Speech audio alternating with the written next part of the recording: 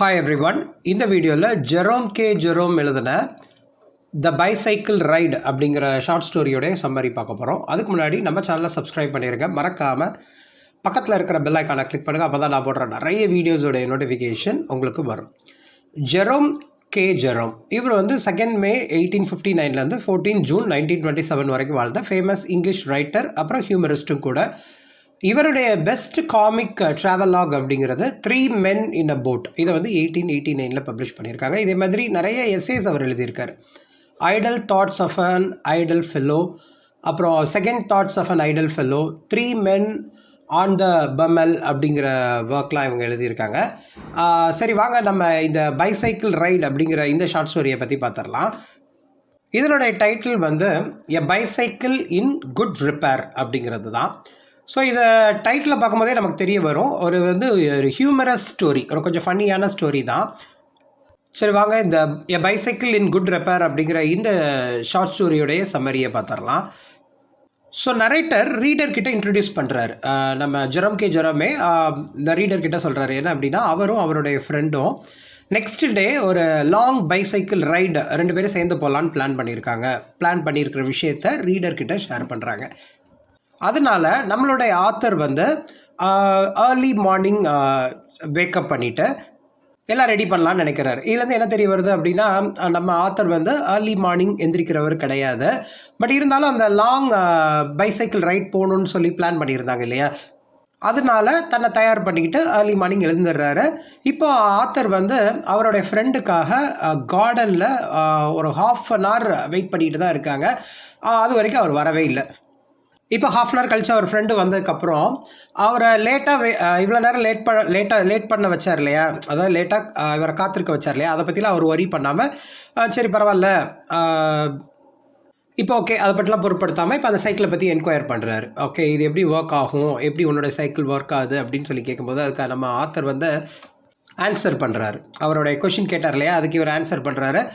சரி, மெத்த சைக்கிள் மாதிரி தான் என்னுடைய சைக்கிளும், பட் இதில் ஒரு எக்ஸப்ஷன் இருக்குது அப்படின்னு சொல்கிறாங்க. என்ன அப்படின்னா, மார்னிங்கில் இதை ஈஸியாக ஹேண்டில் பண்ணிடலாம், அதே மாதிரி லஞ்சுக்கு அப்புறம் இதை மூவ் பண்ணுறதே கொஞ்சம் டிஃபிகல்ட்டாக தான் இருக்கும் அப்படின்னு சொல்கிறாங்க. உடனே இதை கேட்ட உடனே நம்ம ஆத்தருடைய ஃப்ரெண்ட் வந்து அப்போ அந்த சைக்கிளோடைய ஃப்ரண்ட்டில் ஏதாவது ப்ராப்ளம் இருக்குமோ அப்படின்னு சொல்லிட்டு இமீடியட்டாக பைசைக்கிளோடைய ஃப்ரண்ட் வீலை தூக்கிட்டு அதை வந்து அப்படியே கொஞ்சம் வேகமாக பயங்கரமாக ஆட்டுறாரு. அதை பார்த்த உடனே நம்ம ஆத்தர் வந்து இல்லை வேண்டாம், என் சைக்கிளுக்கு ஏதாவது காயம் பட்டுரும் அப்படின்னு சொல்லி சொல்கிறாங்க. இது மூலிமா என்ன தெரிய வருது அப்படின்னா, ஆத்தர் வந்து தன்னுடைய ஃப்ரெண்ட் அந்த சைக்கிளை ஹேண்டில் பண்ணுற விதம் வந்து அவருக்கு பிடிக்கல. அதை வந்து இன்டெரக்டாக சொல்கிறார், வேணாம் அப்படிலாம் செய்யாத அப்படின்னு சொல்லி சொல்கிறாங்க. அப்படி அந்த வீலை ஷேக் பண்ணார் இல்லையா, அதை பார்த்தோன்னே அவர் சொல்கிறாரு, இல்லை இந்த வீல் கொஞ்சம் வளைஞ்ச மாதிரி இருக்குதுன்னு நினைக்கிறேன். அதை கேட்டோன்னே ஆத்தர் சொல்கிறாரு, இல்லை அப்படிலாம் இல்லைன்னு நினைக்கிறேன், கரெக்டாக தான் இருக்குது அப்படின்னு சொன்னோடனே அந்த ஃப்ரெண்டு வந்து ஆத்தர் சொல்கிறதெல்லாம் கவனிக்காமல் அவர் செய்ய போகிறதுலே ரொம்ப குறியாக இருக்கார். உடனே அவர் சொல்லிடுறாரு, இல்லை நீ சொல்கிறதெல்லாம் தப்பு, இதில் ஏதோ ப்ராப்ளம் இருக்குது, அதை வந்து சரி செஞ்சால் தான் இந்த பைசைக்கிளை வந்து ரைட் பண்ண முடியும், அதர்வைஸ் இது வந்து டேஞ்சரஸ் ரைடாக போய் முடிஞ்சிடும் அப்படின்னு சொல்லிட்டு ஆத்தர்கிட்ட ஹேமர் கேட்குறாரு. ஹேமர்லாம் கேட்ட உடனே நம்ம ஆத்தருக்கு அப்படி தூக்கி வாரி போட்டுருது. இல்லை நம்ம ஸ்ட்ராங்காக சொல்லியே ஆகணும், அவனை ஸ்டாப் பண்ணியே ஆகணும், இந்த மாதிரி பைசைக்கிளை வந்து எதாவது பண்ணிட போகிறான் அப்படின்னு சொல்லி நினைக்கிறாரு.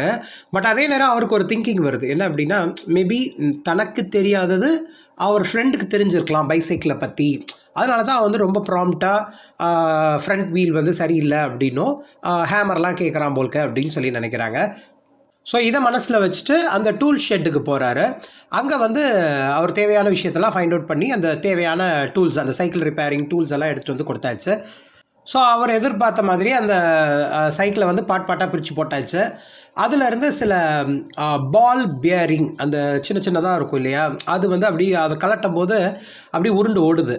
ஸோ இப்படி கலண்டு ஓடுறத பார்த்தோடனே அந்த ஆத்தருடைய ஃப்ரெண்டு, அந்த நபர் இருக்கார் இல்லையா, அவர் வந்து ஷவுட் பண்ணுறாரு, கத்தி சொல்கிறாரு, இந்த மாதிரி அதை எப்படி அந்த பால் பேரிங்ஸ்லாம் அதில் ஒன்று கூட தொலைச்சிடக்கூடாது, அதுதான் ரொம்ப முக்கியம் அப்படின்னு சொல்லி சொல்கிறாங்க. ஸோ இந்த மாதிரி ஒர்க் பண்ணுறதுலே ஒரு 1/2 hour போயிடுது. சரி தானே. இப்போ ஃபைனலாக அவங்கக்கிட்ட இருக்கிற பால் பேரிங்குடைய கவுண்ட் வந்து 16 பால் பேரிங், அதை எடுத்து வச்சாச்சு. ஸோ அவர் சொல்கிறாரு, அதை கலட்டுறாரு இல்லையா பாட்டாக, அவர் சொல்கிறாரு, இந்த 16 பால் பேரிங் நீ கரெக்டாக எடுத்துடணும், அப்படி இல்லை அப்படின்னா திரும்ப இதை கரெக்டான ஃபார்முக்கு கொண்டு வரதே பெரிய விஷயம் அப்படின்னு சொல்லி சொல்கிறாங்க. ஸோ அதை எல்லாத்தையுமே எடுத்து தன்னுடைய ஹேட்டில் வந்து ஆத்தர் போட்டு வச்சுக்கிறாரு. இப்போ தான் நம்ம நரேட்டர் சொல்கிறார், இந்த மாதிரி நான் ஒரு ஸ்டோரி எழுதும்போது கூட இவ்வளோ சென்சிபிளாக நான் எந்த ஒரு விஷயத்தையும் பண்ண மாதிரி எனக்கு தோணலையே. பட் இந்த சைக்கிளில் இருக்கிற பால் பேரிங் எடுக்கிறதுக்கு வந்து அது ஸ்கேட்டர் ஆகி போகும்போது அதை கலெக்ட் பண்ணுறதுக்கு நான் ரொம்ப சிரமப்பட்டிருக்கேன் அப்படிங்கிற மாதிரி நரேட் பண்ணுறாரு.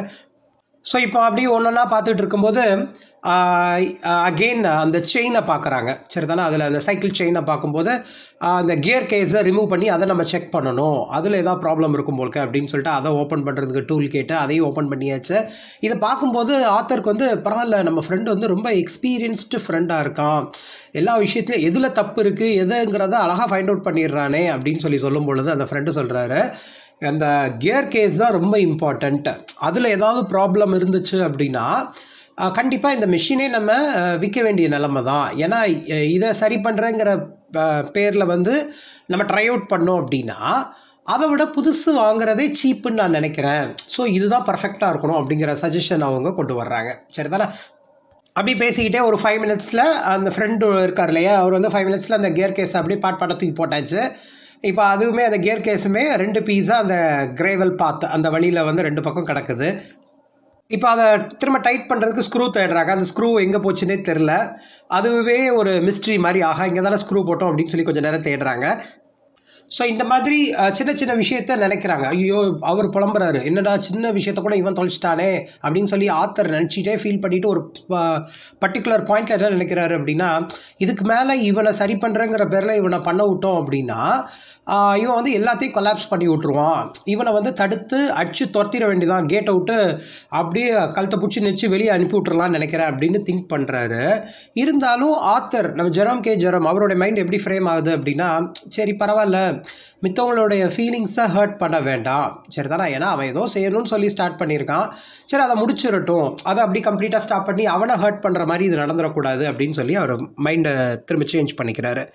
ஸோ அந்த ஸ்க்ரூ தேடினாங்க இல்லையா, இப்போ வந்து அந்த ஃப்ரெண்டு வந்து சரி பரவாயில்ல ஸ்க்ரூ இப்போ தேட தேவையில்லை, ஏன்னா ஸ்க்ரூங்கிறதே ஒரு மிஸ்டீரியஸ் திங் தான், ஏன்னா அது ஸ்க்ரூக்கு வந்து ஒரு ஸ்பெஷல் டேலண்ட் உண்டு, எப்போ நம்ம அது தேவை இல்லைன்னு நினைக்கிறோமோ அப்போ நம்ம அதுக்கு நம்மளுடைய வியூக்கு அது வரும், அதான் நம்ம எதிர்பார்க்காத நேரத்தில் நம்ம அந்த ஸ்க்ரூவை தேடிடலாம் அப்படிங்கிற மாதிரி அவர் இப்போ வேறு ஒரு வேலைக்கு போயாச்சு. சரி தானே, சரி ஸ்க்ரூ விட்டாச்சு. இப்போ அந்த பைசைக்கிளுடைய செயினை பார்க்கலாம், அதை பற்றி நம்ம எக்ஸாமைன் பண்ணலாம் அப்படின்னு சொல்லிட்டு போகிறாங்க. சரி செயினை இப்போ டைட் பண்ணணும் அப்படின்னு சொல்லிட்டு செயினை டைட் பண்ணியாச்சு. செயினை டைட் பண்ணதுக்கப்புறம் அது ஒரு மூமெண்ட்டே இல்லை, அந்தளவுக்கு அப்படி ஸ்ட்ரக் ஆகி நின்றுது. திரும்ப இப்போ அகெயின் அந்த ஃப்ரெண்ட் என்ன பண்ணுறாருன்னா செயினை லூஸ் பண்ணுறாரு. இப்போ லூஸ் பண்ணோடனே பழையபடி இருந்ததை விட 2 மடங்கு லூஸ் ஆன மாதிரி செயினுடைய பொசிஷன் ஆயிடுது.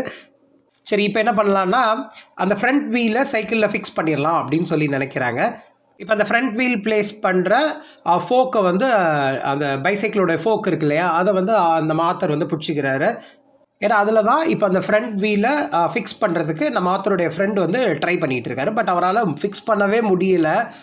இதை பார்க்கும்போது ஆத்தருக்கே தெரிஞ்சிருது, இவன் வந்து வேலைக்கு ஆக மாட்டான், இவன் சரியாக ஃபிக்ஸ் பண்ணிக்கிட மாட்டானோடனே நம்ம ஃப்ரெண்டுக்கிட்ட இவரே சொல்கிறாரு, நீ வேணா இந்த ஃபோக்கை பிடி, நான் வந்து ஃபீலை வந்து அந்த வீல் இருக்கு இல்லையா அதை வந்து ஃபிக்ஸ் பண்ண நான் ட்ரை பண்ணுறேன் அப்படின்னு சொன்னோடனே அவனும் சரி போதா குறைக்கி அப்பா இப்போயாவது நம்ம ரிலீவ் ஆகிக்கலாம் அப்படின்னு சொல்லிட்டு 2 பேருமே அவங்களோட பொசிஷனை மாற்றிக்கிறாங்க. ஏன்னா ஃபஸ்ட்டு வந்து ஆத்தர் வந்து அந்த ஃபோக்கை பிடிச்சிட்டு இருந்தார், ஃப்ரெண்டு வந்து வீலை ஃபிக்ஸ் பண்ணார் இல்லையா, அவரால் முடியலன்னு தெரிஞ்ச உடனே தான் ஆத்தர் என்ன பிளான் பண்ணுறாரு, சரி நீ ஃபோக்கை பிடி நான் போய் வீலை ஃபிக்ஸ் பண்ணுறேன் அப்படின்னு சொல்லிட்டு 2 பேருமே மாற்றி ட்ரை பண்ணும்போது அந்த வீல் வந்து ஃபைனலாக ஃபிக்ஸ் பண்ணியாச்சு. இப்போ வந்து அவர் சிரிக்கிறார் நம்ம ஃப்ரெண்டு. எதுக்கு சிரிச்சிருக்காருன்னு பாருங்கள். உடனே ஆத்தர் கேட்குறாரு, எதுக்காக சிரிக்கிற, எதுவும் ஜோக் நடந்ததா அப்படின்னு சொல்லும்போது இல்லை ஜோக்லாம் கிடையாது, நான் வந்து ஒரு இடியட் அப்படின்னு சொல்கிறாரு. எதுக்கு இடியட்லாம் சொல்கிற, உன் மேலே மரியாதைலாம் வச்சுருந்தேனே அப்படிங்கிற மாதிரி அவர் நினைக்கும்போது அவர் என்ன சொல்ல நினைக்கிறாரு அப்படின்னா, அந்த பைசைக்கிள் அது இருக்கு இல்லையா, வீலை ஃபிக்ஸ் பண்ணுறதுக்கு முன்னாடி அந்த பால் பேரிங் போடணும், அதை நான் போடுறதே மறந்துட்டேன் அப்படின்னு சொல்கிறாங்க. இப்போ அவங்க கையில் வந்து 11 பால்ஸ் தான் இருக்குது. அதில் ஒரு பக்கம் 5 பாலும் ஒரு பக்கம் 6 பாலும் போட்டு ஃபிக்ஸ் பண்ணியாச்சு. ஒரு ½ அன் ஹவர் கழிச்சிச்சு, ஒரு வழியாக எப்படியோ செட் பண்ணி முடிச்சாச்சு. இப்போ வந்து அந்த சைக்கிளில் இருக்கிற ஒரே ப்ராப்ளம் வந்து அந்த வீல் வந்து சரியாக ப்ளேஸ் பண்ணலைங்கிறது கிளியராக தெரியுது. ஒரு குட்டி குழந்தைய கூட நோட் பண்ணி நம்ம காட்டணுன்னா கூட அதுவே ஈஸியாக ஃபைண்ட் அவுட் பண்ணி சொல்லிடும். சரிதானா, இதை ரிப்பேர் பண்ணுறேங்கிற பேரில் அந்த பைசைக்கிளுக்கு வந்து மிகப்பெரிய டேமேஜை உண்டு பண்ணிட்டாங்க. இப்போ அந்த நபர் வந்து அதாவது நம்ம ஆத்தருடைய ஃப்ரெண்டு வந்து ரொம்ப டயர்டான மாதிரி ஆனதுனால அவர் ஆத்தர்கிட்ட சொல்கிறாரு, இது அப்படியே இருக்கட்டும், இப்படியே விட்டுரு, இன்றைக்கி டேக்கு இதுதான் அப்படின்னு சொல்லிடுறாரு. இதை பார்த்தோன்னே ஆத்தர் சொல்கிறாரு, இல்லை நீ அந்த ரிப்பேர் பண்ணுற விதத்தை பார்க்கும்போது ரொம்ப கான்ஃபிடென்ட்டாகவும் ஆப்டிமிஸ்டிக் நேச்சர்ட் பர்சனாகவும் இருந்த மாதிரி எனக்கு தோணுச்சு. அதனால் ஒன்றும் ப்ராப்ளம் இல்லை, அந்த ஸ்கில்னால் நான் ரொம்ப அட்ராக்ட் பண்ணப்பட்டேன் அப்படின்னு சொல்கிறாங்க. ஸோ இந்த ஆத்தர் கொடுத்த காம்ப்ளிமெண்ட் வந்து அந்த ஆத்தருடைய ஃப்ரெண்டை வந்து ரொம்ப என்கரேஜ் பண்ண விதத்தில் அவர் வந்து அந்த கியர் கேஸை ரீஃபிக்ஸ் பண்ணிடலாம் அப்படின்னு சொல்லி ஐடியா பண்ணி அதை பண்ணுறாங்க. சரி, இப்போ இந்த சைக்கிளை வந்து நிப்பாட்டிடலாம் அப்படின்னு சொல்லிட்டு சுவர் பக்கத்தில் நிப்பாட்ட நினைக்கிறாங்க. அதுக்கப்புறம் அந்த பொசிஷன் வந்து கரெக்டாக ஃபிக்ஸ் ஆகலை. திரும்ப அகெயின் வந்து ஒரு ட்ரீ இருக்குது, அதில் வந்து நிற்க வச்சிடலாம் அப்படின்னு சொல்லிட்டு ஃபிக்ஸ் பண்ணுறாங்க. அதுவுமே ஒர்க் அவுட் ஆகலை. அப்படியே கரெக்டாக பேலன்ஸ் பண்ணலான்னு நினைக்கும் போது கடைசியில் அவங்க தலையிலே வந்து விழுந்துருது. ஸோ ஒரு வழியாக எல்லாம் முடிஞ்சிச்சு, ஏன்னா அவங்க அடிபட்டுருச்சு இல்லையா. இப்போ வந்து ஆத்தர் வந்து அவருடைய ஃப்ரெண்டை வந்து கிச்சன் கூட்டு போய் அங்கே தன்னை க்ளீன் பண்ண சொல்லிக்கிறாரு. ஏன்னா அவர் மேலெலாம் இப்போ ஆயிலெலாம் ஸ்பில் ஆகி அவர் ஒரு வழி ஆகிடுறாரு. சைக்கிள் எப்படி ஒரு வழியாக தன்னுடைய ஃப்ரெண்ட் ஆக்கினாரோ அதே மாதிரி அந்த சைக்கிள் வந்து இவர் ஃப்ரெண்டை வந்து பழிவாக்கின மாதிரி இவருக்கு சில விஷயங்கள் நடந்துருது. அப்புறம் அங்கே கிச்சனில் போயிட்டு க்ளீன் பண்ணிவிட்டு திரும்ப அவரை வீட்டுக்கு அனுப்பி விட்டுறாரு. இதுதான் இந்த ஷார்ட் ஸ்டோரியான a bicycle in good repair அப்படிங்கிறதையோட சம்மரி. சரிதானா? ஸோ இந்த ஷார்ட் ஸ்டோரியோடைய முடிவில் ஜெரோம் என்ன திங்க் பண்ணுறாரு அப்படின்னா, ஓகே, ஒரு மிகப்பெரிய டிஃபிகல்ட்டிஸ்க்கு அப்புறம் சஃபர் ஆகிறது அல்லது இந்த டிஃபிகல்ட்டிஸில் சஃபர் ஆனது என்னுடைய ஃப்ரெண்டா அல்லது என்னுடைய பைசைக்கிளா அப்படிங்கிற மாதிரி தான் இந்த ஷார்ட் ஸ்டோரி கம்ப்ளீட் ஆகிருக்கும். இதுதான் இந்த ஷார்ட் ஸ்டோரியோட சம்மரி. ஸோ இந்த மாதிரி இங்கிலீஷ் லிட்ரேச்சர் ரிலேட்டட் வீடியோஸ் நிறைய பார்க்குறதுக்கு நம்ம சேனலை சப்ஸ்கிரைப் பண்ணிடுங்க. மறக்காமல் பக்கத்தில் இருக்கிற பெல் ஐக்கானை கிளிக் பண்ணுங்கள். அப்போ தான் நான் போடுறேன் நிறைய வீடியோஸோடைய நோட்டிஃபிகேஷன் உங்களுக்கு வரும். தேங்க்யூ.